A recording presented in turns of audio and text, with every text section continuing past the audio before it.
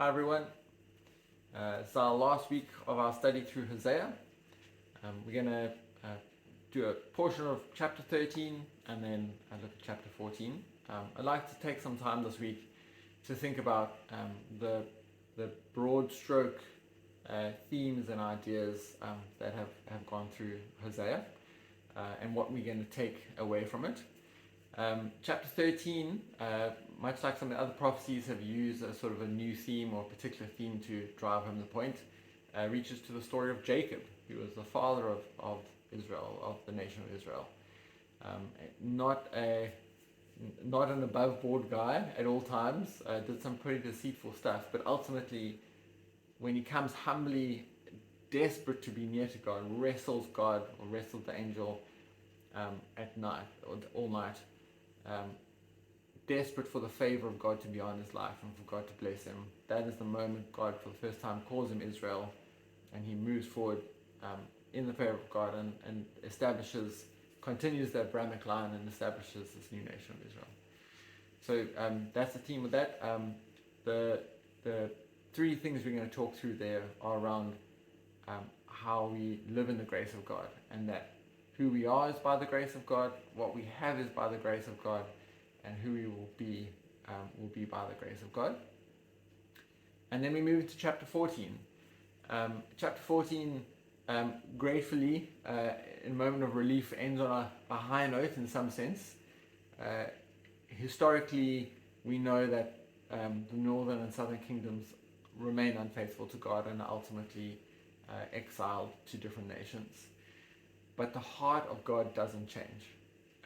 And as we think about the story of Hosea, I think it's important to recognize the context that this book plays out in is tragic. And the story of Hosea's marriage to Gomer is tragic.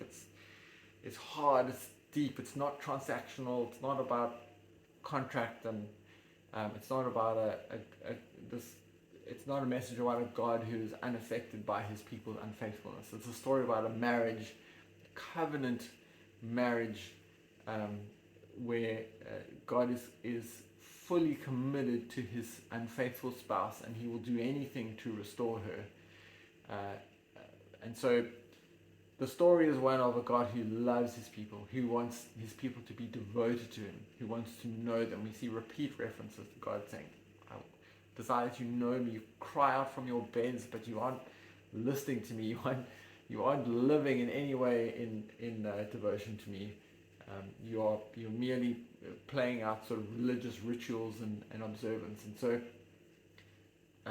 in each portion of this, in the pain of Hosea, the pain of the book of Hosea, we see the source of it is a God who's so desperate to know us, and our unfaithfulness causes this pain. And chapter 14 is another song by God imploring his people, if you would come back, if you would be devoted to me, if you would repent, again, here are the promises, here is the blessing, here's the garden. You come back to the garden, come back to flourishing, come back to abundance. We live in a post-Hosea world, and we know that as God promised to preserve a remnant, to preserve his promise to Abraham, to establish a people who would be a light to the world and would display his glory to the world, we know ultimately he sends Jesus, and we live in a privileged era where we know the story, we know how it ends, and we know that God has resolved it once and for all. But I think we can learn a lot, we can take a lot away thinking about the heart of God right from the start, right from the establishment of his people and through the travails that they went through. He has the same heart that he carries for us today and for our communities. He desires that he could have a people who would be a light to the nations to display his glory. So we're going to talk about that. Very keen to hear what you guys have come away with, what your thoughts have been. So we will see you on Thursday. Bye.